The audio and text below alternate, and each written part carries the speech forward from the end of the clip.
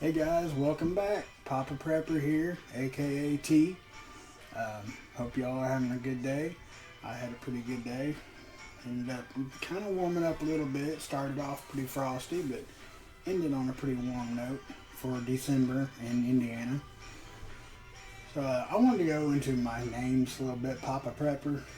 That comes from my daughter and wife have called me Papa Bear for I can't even tell you how many years.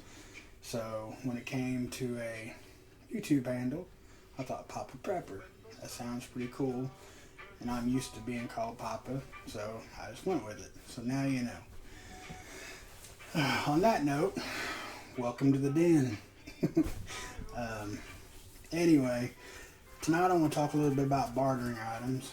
Um, Unless you're brand new to prepping or you know bartering items are things that you can trade to obtain things that you need, or people have things to offer that you could, say you have a skill set or something, say you're good at building um, shelters, or you know can build a homemade water purification system and they have no idea, but they got whatever it is you might be interested in. Y'all can trade, and you know I'm sure sometimes you can come out ahead, sometimes you're going to come up short, but you'll have what you need for that time.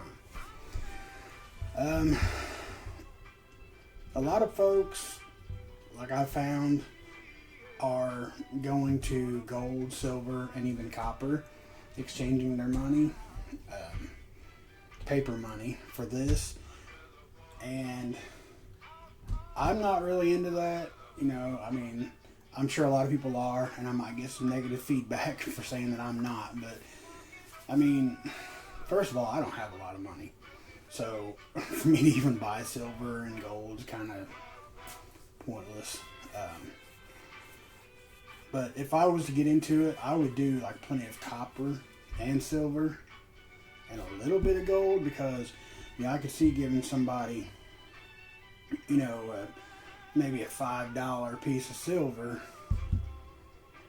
as opposed to a $50 chunk of gold for a jar of peanut butter or something. You know what I mean? So, for me personally, I'm just going to stick to bartering if I have to with what I got. Because ultimately, I don't know how quick we're going to bounce back from this once it does happen. So you might just be stuck with a worthless metal. Who knows? If you're as opposed to the miracle shot as I am, and you're forced to have these papers, like back in, Germany, Nazi Germany back in the day, you won't be able to, go to concerts, go to the doctor, get a job. If it gets to that point, you're living off the land. What good is gold and silver going to do you? So, that's just my personal opinion. But moving on, things like tobacco and alcohol, to me, are going to be just as beneficial as silver and gold and copper, because, face it, there's people with addictions. I'm one myself. I chew. I used to smoke like a freight train, and I used the little chew pouches to get off cigarettes. Now I'm addicted to them. So, whatever. It is what it is. But, people are going to be, willing to give up some pretty good stuff to get their alcohol fix, or, a pack of cigarettes, or a half a can of chew, or, something like that. So that's something that's reasonably, like if you got the little shooter bottles at your liquor store, Sam's Club, you can buy a bucket of shooters for like $18. And that's a lot of bartering. So I think that would be a pretty good thing, the alcohol, tobacco, things like that, And right along with the addiction, me, I like the taste, but coffee and tea and any kind of caffeine. Caffeine's going to be another big thing. Coffee, I've got to have coffee. Or My guilty pleasure is I'll drink a Monster every once in a while if I can't get coffee, but it's usually coffee. I'll drink usually a pot throughout the day, but that's something I'll have to have. I'll go nuts without it. So if this hits the fan and you see me out and I need coffee, you're likely to get something really good from me for a pot of coffee. So, but yeah, coffee and tea. Soda pop, that would be like a delicacy, you know. People will be willing to come off pretty good stuff for, you know, things like that. Candy, sweets, anything like that that's going to be so hard to find is going to be, because I mean, we all know sugar. Sugar, like scientifically, sugar is more addictive than crack. That's a fact. Look it up. So people, you know, they're going to want sugar. Not only maybe not addicted to it, but they're going to miss it. They're going to want it. You know, it's a good item to barter with. Barter with, not barter. I don't even know what that is. People are not going to come off of this, but I read a lot. Ammo is going to be a good barter item. Not this, boys. Mine's staying right where it's at. End of discussion. And of course, there's food. I mean, you know, don't just give your well, there's really not going to be such a thing as extra food, but if you have some to spare, you know, like say you need whatever, you know, whatever you can think of fixed, and this guy knows how to fix it, but he really needs some food. You know, you could probably strike up some kind of deal to get whatever it is you need fixed done for a little bit of food. But the thing with food, well, a fear of mine that if people know you got food to barter with, you're liable to become a target real quick. So, I mean, I would hold off on bartering with food unless it's just a necessity and you have to do it. Extra clothes. You know, you'd be surprised at people that really don't have a lot anyway. And if you're, you know, without power and stuff for a few months, they're going to be needing some clothes. So any extra clothes you might be able just to grab from yard sales or Goodwill or something, just keep on hand, you know. Who knows? It could come in handy. And a lot of these are stuff that I just found on the internet, not stuff that I would so much do. But I'm just throwing some ideas out there that's kind of easy to obtain and might be beneficial in the long run. Another one that I would not give up any kind of is fuel. People are going to be needing fuel. That'd probably be one right up there with the, you know, food and such. People are going to want, you know, heat fuel or cooking fuel, car fuel, diesel fuel, you know, whatever. But that's another one that I would hold on to it as long as you possibly can, you know, because once it's gone, it's gone. Maybe not indefinitely, but I wouldn't want to go without it. So it's something to probably keep a hold of. Over-the-counter medicines. This is one thing that that's kind of one of mine that I've been doing as barter, saving up on, is because like I said before, and I'll keep preaching it, go to the Dollar Tree, man. You can buy so many over-the-counter medicines at the Dollar Tree for $1 a pop. Now granted, they're not big, you know, it's like a little bottle of ibuprofen, like I think 20 in a bottle, something like that. But that's a lot of bartering material for cheap. And I mean, even your bartering food you could get from there. You know, whatever, just the Dollar Tree. It's like the prepper's paradise. But yeah, the over-the-counter medicines, cough drops, vitamin drops, first aid supplies, that would be good for bartering. Ibuprofen, pain relievers, you know, whatever. You can get a lot of it at the Dollar Tree, and that is really, really, really good bartering items. So I would definitely check into that. Batteries, that's another one that, I mean, people would probably give up a lot of good stuff for, but that's another thing that you're really going to want to hold on to. And, you know, if it's the worst case scenario, you got to have what they have, and that's all they're demanding is your batteries. I mean, you might have to come off with a couple, but I would hang on to them as long as possible. Um, Personal hygiene items. You know, once you're out, you're out. So, I mean, take that as you will. I would rather live without soap than without my batteries and stuff. But that's just me. I mean, you can always still wipe off with water. You know, it's not going to be very effective, but it's better than giving up your only source of power. So, personal hygiene items, shampoo, soap, razor, shave cream, you know, a lot of that still, again, Dollar Tree, you can pack up a lot of that stuff for cheap. Just save it for bartering items. You know, because if somebody's really wanting to bathe, they're not going to care that it was only $1 for a bar of soap. They're not going to care what kind of soap it is. It's going to smell better than they do now. And it's going to get them cleaner than they are now. Because you got to stay clean, no matter what. You have to stay clean because uncleanliness leads to sickness. Excuse me.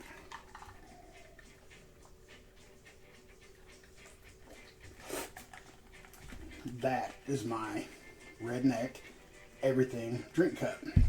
Big old empty mason jar. Don't get any better. A good one that once you get through the first season, you could do this, but seeds, heirloom seeds. Because if it comes down to it, you know, you're going to have food. You're going to have to grow your own. And so is everybody else. And, you know, like I said, once the season, you know, you've got yours coming up, if you got something to spare, if they're heirloom seeds, go ahead and, you know, trade off, see what you can get, or if they, you know, whatever. If you need something, people will probably give up pretty good things for seeds because it's going to be all we have, seeds and hunting. And not everybody can hunt.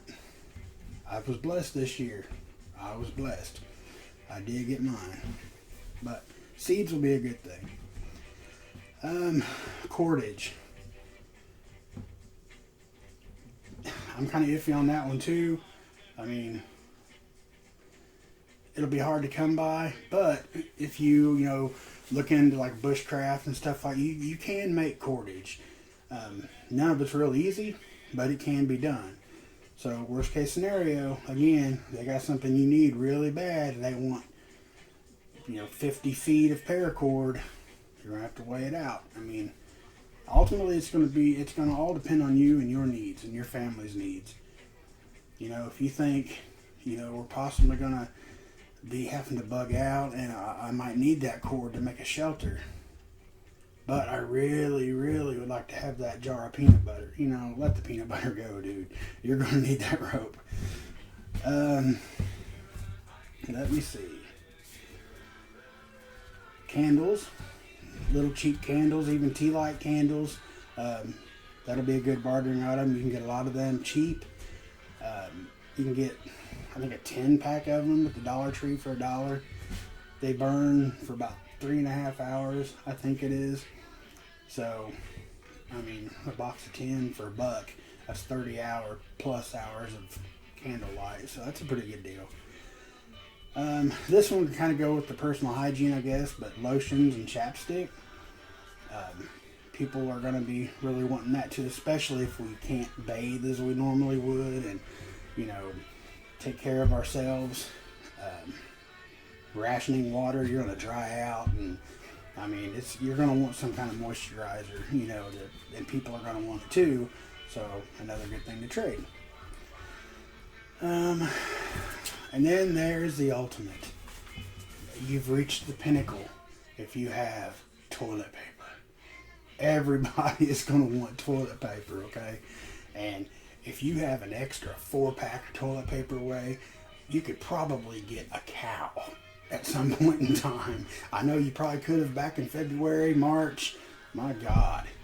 And it didn't matter.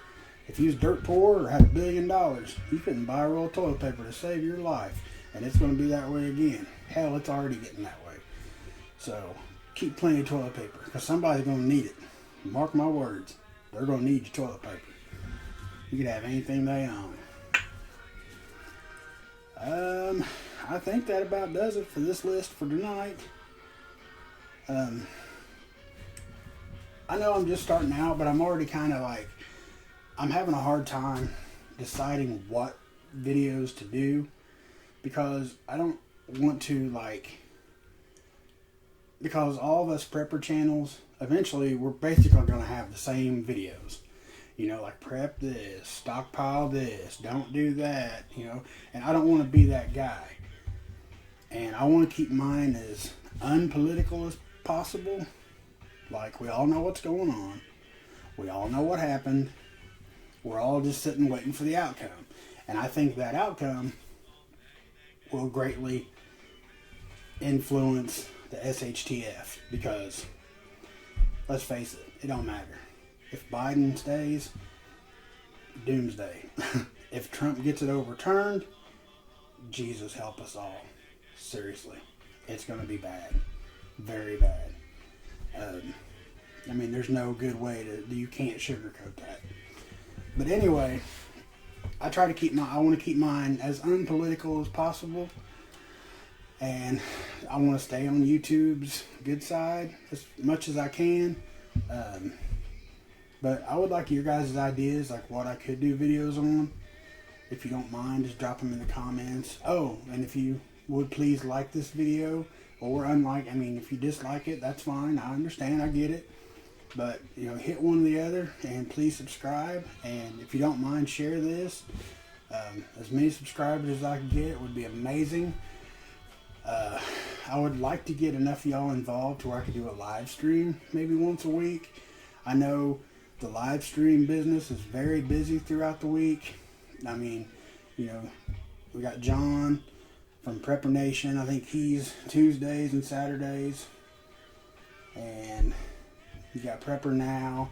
He's Thursdays and Sundays, I think. And then Prepper Nurse 1 is Tuesdays or Wednesday and Friday. I can't remember. But I might do like a midday on a Saturday or something. You know, I'd like to do like a live stream, just kind of get, you know, chat and just find out where everybody's from, and, you know, just be a family. I think that's what a lot of this comes down to. We all have to have the same mindset and a family type click, I guess. I mean, I don't know. I like interacting with people. So if you could, like I said, just shoot me some comments on suggestions. It might take me a couple days. I'm trying to do a video every day. I mean, it's already after 10 o'clock here at night. I don't get off till 6 p.m. And I have family time, of course. And everybody's laying down is when I get to do my videos. So just bear with me. I hope you guys keep coming back. My numbers are steadily going up, and I love it. I appreciate each and every one of y'all. God bless y'all, and have a good night. Papa Prepper out.